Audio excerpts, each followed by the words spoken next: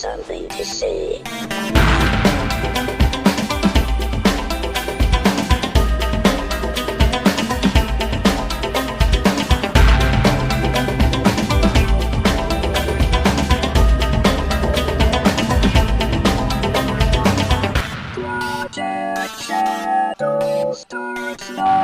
Hello everybody and welcome to the latest episode of Project Shadow. My name's Charlie. You might know me better as sci-fi fantasy writer C.E. Dorset. And yeah, I'm still writing on the book. It should be done by Friday. I've slowed my pace down to a chapter a day so that I can be doing these podcasts and not drive myself crazy by trying to write all the time. Because while I enjoy that, and sometimes I want to do that, doing it every day for 30 days makes Charlie a dull person. Yeah.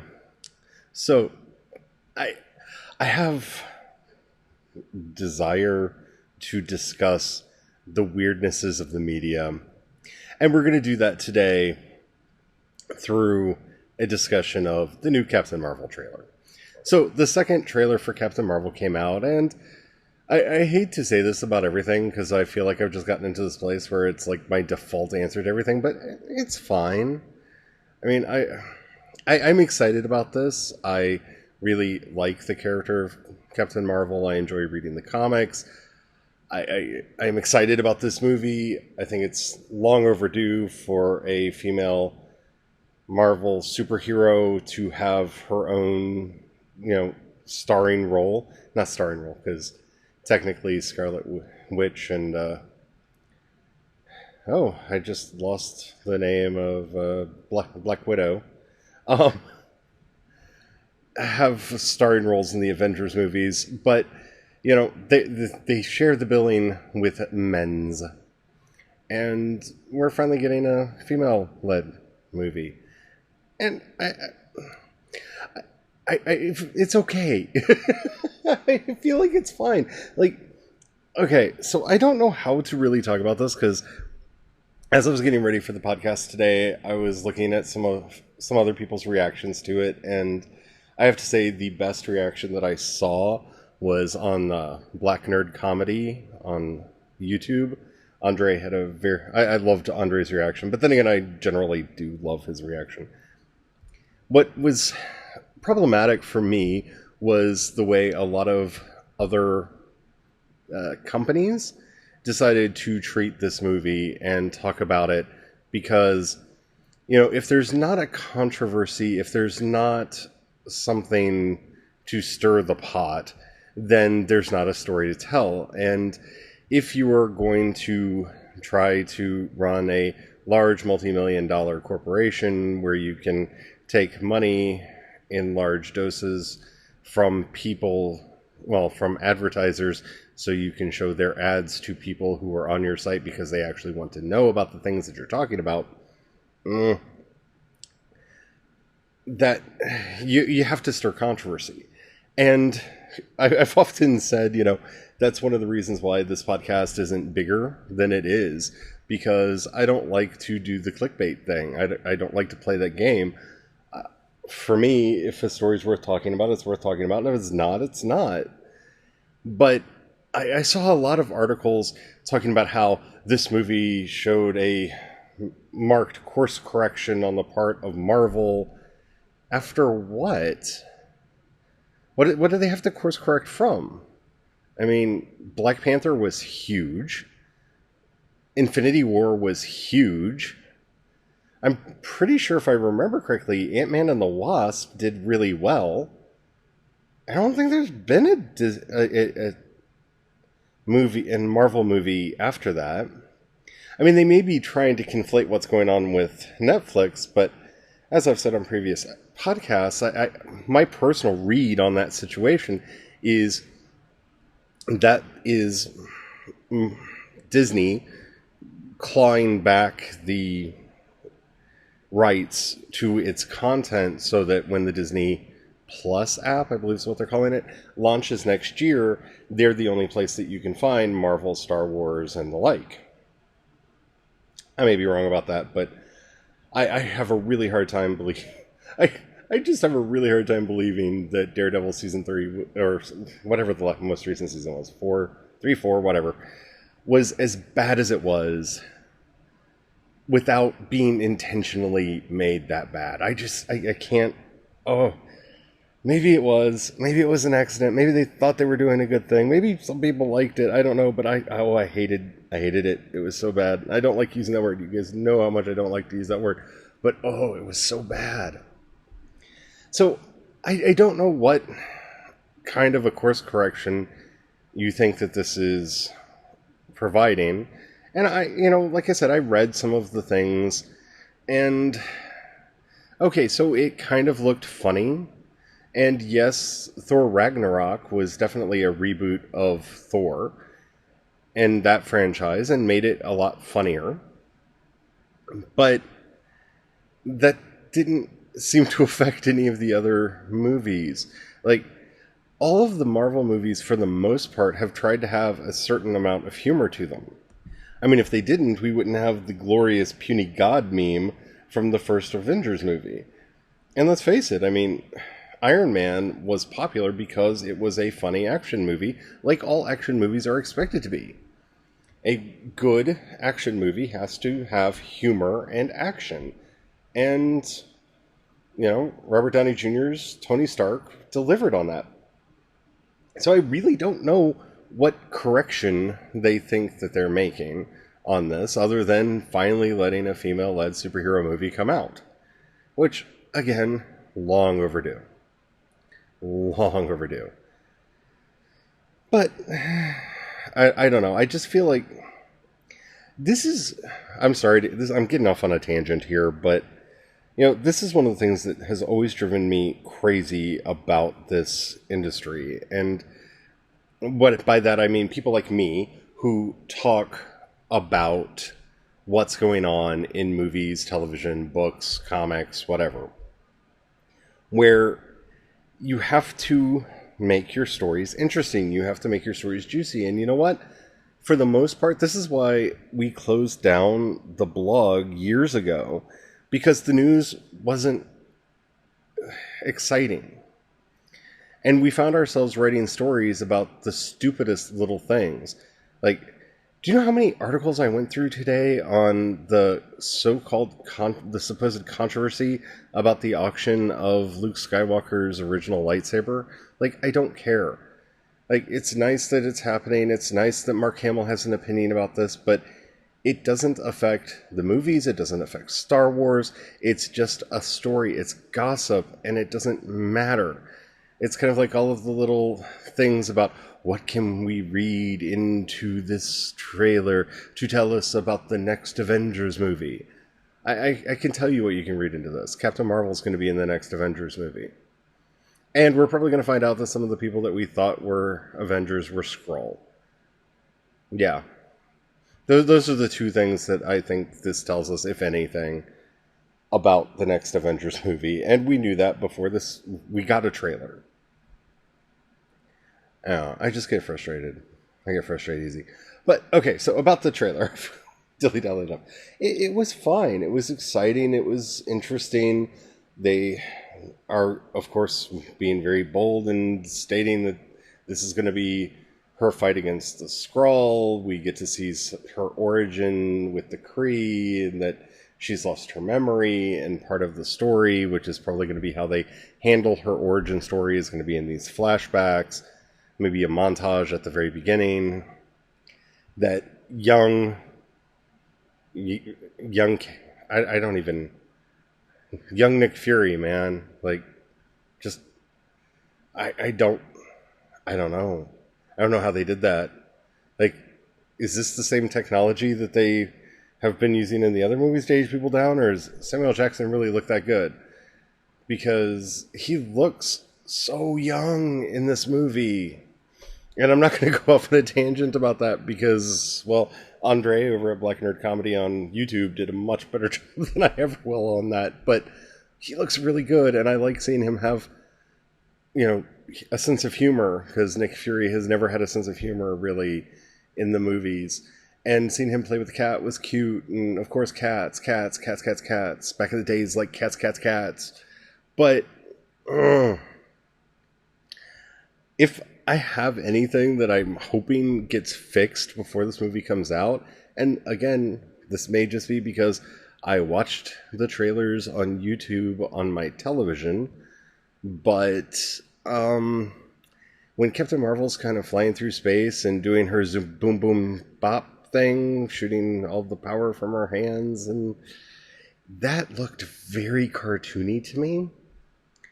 And I personally don't care about that to a great extent. I mean, Legends of Tomorrow is one of my favorite TV shows, and their special effects are gloriously B movie, just gloriously B movie, and I love that about them. That's actually one of the things that endears them to me more than anything, is they just lean into it, especially with their recent kaiju episode. Oh my goodness, I love that show so much. So, I personally don't care about that. And so I don't notice that as much as other people do. And there's been quite a few movies that I have left, and I thought the special effects looked pretty good, and then heard people complaining at how plasticky certain things looked, how the CG took them out of it, and all of that. Now, I don't know if this is because of my age, and I grew up when special effects were really bad, that I'm just happy with the state that they've gotten to now. I mean, when I was growing up, I mean, these were all Ray Harryhausen movies, like the original Clash of the Titans claymation stuff. That's what I grew up on. And so, modern special effects look amazing to me, even the schlocky effects that you see in a show like, Legends of Tomorrow.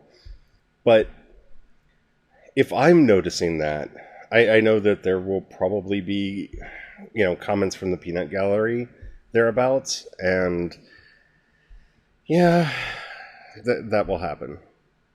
Other than that, it looks fine. I mean, I try not to judge these movies based on their trailers, because, well, the whole point of the trailer is to convince me to go see this movie. And I have already decided that this is a movie that I will probably go sit in the Pain Palace to watch, because our theater is a nightmarish hellscape of pain and torment with seats that don't sit right, and it's terrible. But I'll probably go see it in the theater. Probably. Maybe. And that has nothing to do with the film itself. I'm definitely going to watch it, whether it's in the theater or as soon as it comes out to buy. My biggest problem with Captain Marvel is they kind of left me on a cliffhanger, like a really, cliffhanger at the end of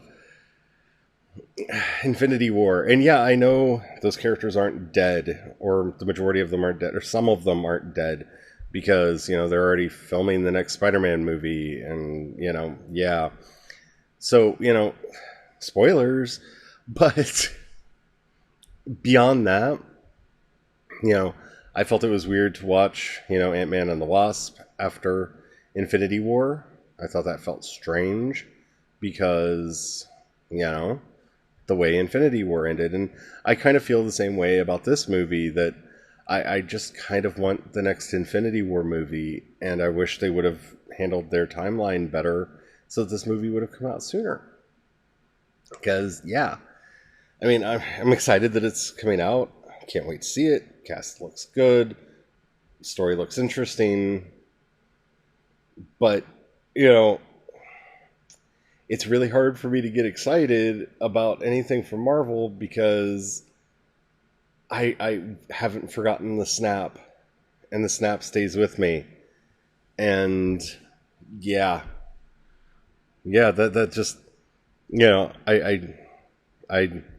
I want to know what happens next on that story, and everything that comes out in the midterm, in the interim, just feels like a delaying tactic. I know it's not. I know how films are made. I understand all that, but it's difficult for me to get excited just because I want to know what happens in the other story. And yeah, I don't know. Maybe that's just me. I'm curious what you think about this, but trust me, I have more to say.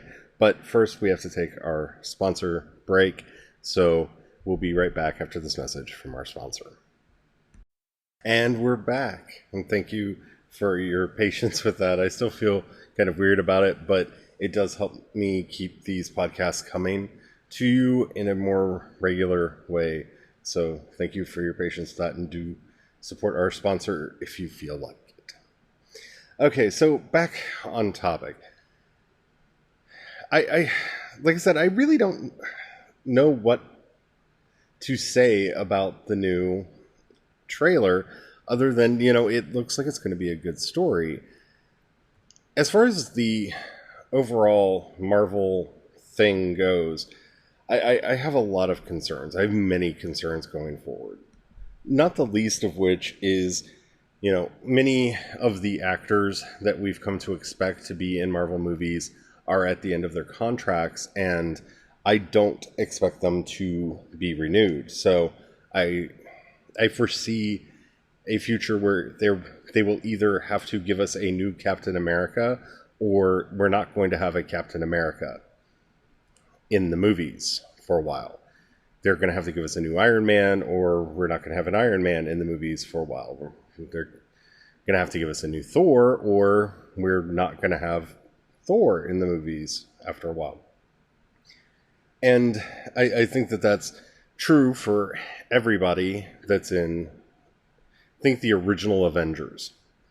I think we're going to see some re-ups on that, because we have heard the rumor coming up yet again. I think it's actually been confirmed and scheduled that there will be a Black Widow movie. But, I don't know how well that's...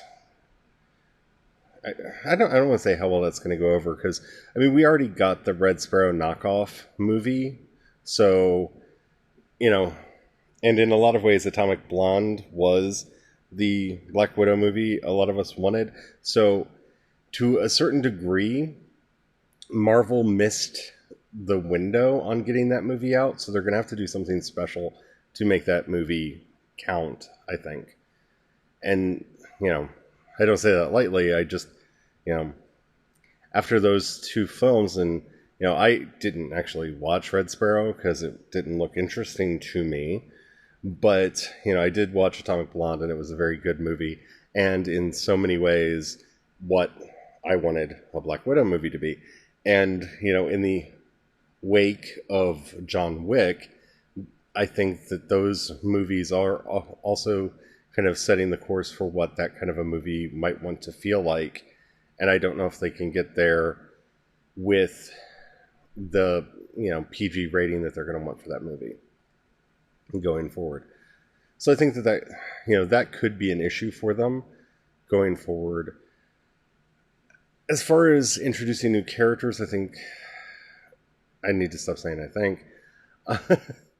They're going to have some issues with some of the characters that they're wanting to bring forward, and there's a good chance that they will oversaturate the market come the Disney app and how the Disney Plus app actually works.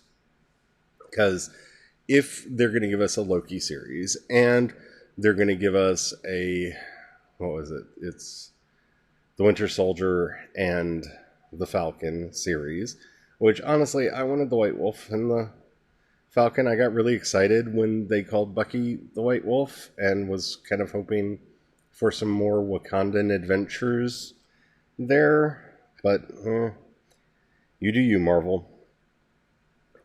I just think it would have been nice. So, we're going to get that, and who knows what else we're going to get over there. Because,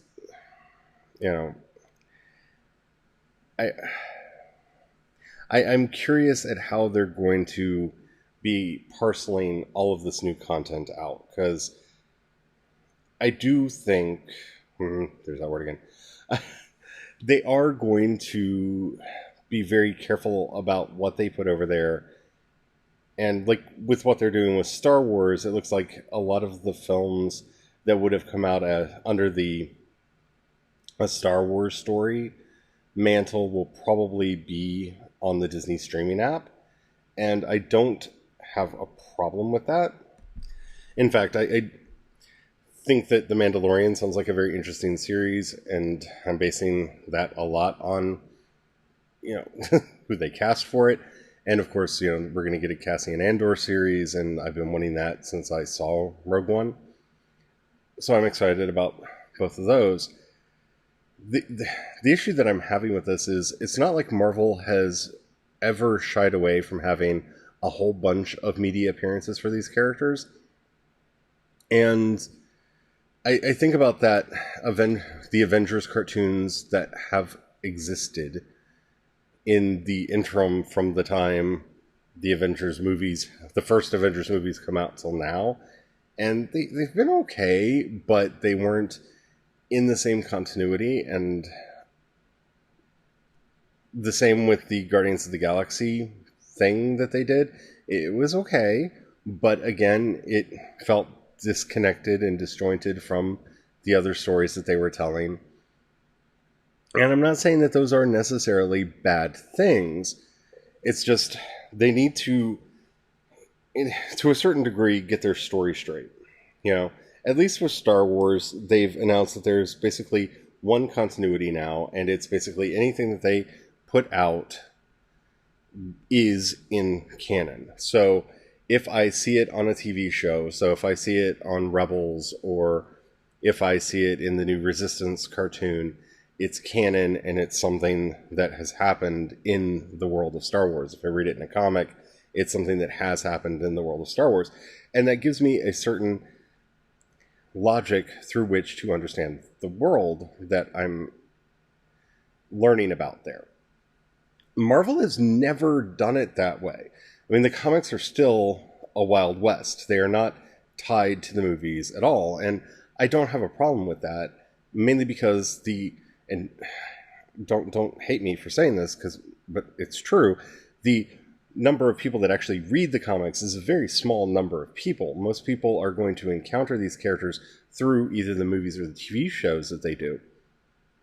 So having those in the same, if not similar continuity, really matters for that non-geek audience that they so desperately want and need to be able to raise enough money to support these giant movie budgets. And I think that I think those kinds of people, especially the ones that I know that are into the Marvel movies, they're already frustrated with how many Marvel movies there are. And when you start adding TV shows into that, because they felt that, they had to watch the Netflix shows. And many of those people that I talked to were very happy when they found out that they weren't really connected or tied in. And so it wasn't going to lessen the next Avengers movie when they saw it. So in that respect, I think that they have some wiggle room with the target market that they're reaching for. And superheroes have been such a consistently popular thing for such a long time that I don't think that they have to worry about necessarily burning people out on superheroes. I mean, it's possible, but I don't think it's very likely that we could get to a place where people are like, I never want to read superheroes again, and everyone see superheroes again, and superheroes have to go away. Now, for the pop culture, that could happen because pop culture is fickle. Superheroes are king right now. Well, vampires used to be king, and we can go back and back and back on that. Who knows what the next big thing is, and who knows when the next big thing is going to spring out of a planned rollout into the mainstream and take over there. So I don't want Marvel to be relying on the fact that they're going to be able to just have this audience and take it for granted. I think that's something that DC did, and why the DC movies didn't do very well, and why, we'll talk about Titans soon, but, Titans is fine. You can't take your audience for granted. You can't think that they're just going to come along for the ride with you. And it's not so much that I'm worried that Marvel is going to start doing that, but I feel like DC is starting to do that. Because the live action remakes are a really good example of this. We don't need these movies. And some of them I think were really good because they took the story and did something unexpected with them. Like Maleficent. I feel that that's a fairly controversial movie every time I bring it up. But, I really liked Maleficent. And I liked it for a lot of different reasons. One of the most important ones is how it took the story that we knew and twisted it in some way to be a different kind of story. Right? So that was a perfectly good reason to make a movie. You had a different twist on the story that you wanted to tell. Now, The Jungle Book, it was beautiful. Jon Favreau knows how to direct these things, and it was fine for what it was, but this is where we get to say that horrible thing. Do we need that movie? I don't think we needed that movie. Disney's been doing a lot of those lately for its own properties. And I'm afraid that with the coming of the Disney app, what we're going to see is the Disney channelification of both Star Wars and and the Marvel Cinematic Universe. I don't want to see the series that they do with the children of Thanos and all of the other baddies from the Marvel movies going to high school together. I don't think we needed that for the Disney villains. I know that there are people that will fight me over that, but I don't think we needed that for the Disney villains. And I live in fear that when all of these things are residing in the same space, that's what we're going to be getting from Disney. That they are going to just look at these the way that they look at all of their properties and just mine them for every possible show that they could possibly make. The lower the budget, the better.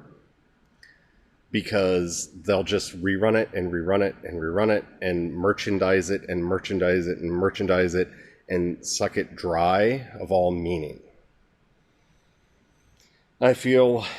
I don't think that they're doing that with these properties just yet, but having them so closely tied to the Disney app, where we're going to be getting Marvel series that we can only watch on Disney Plus, and getting Star Wars series we can only watch on Disney Plus.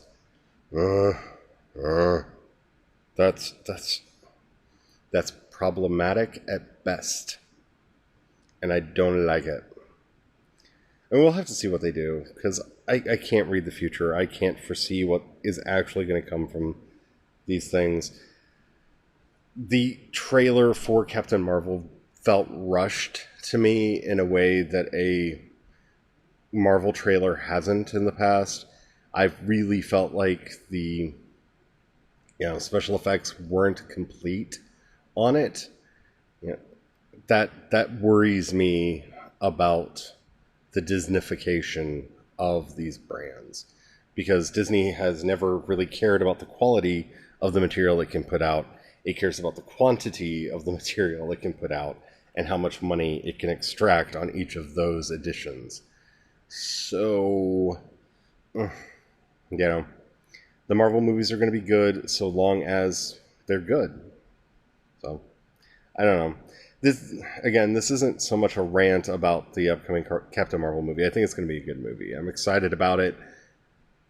But the state of that trailer felt rushed to me, and that just makes me worry about Disney's meddling in all this.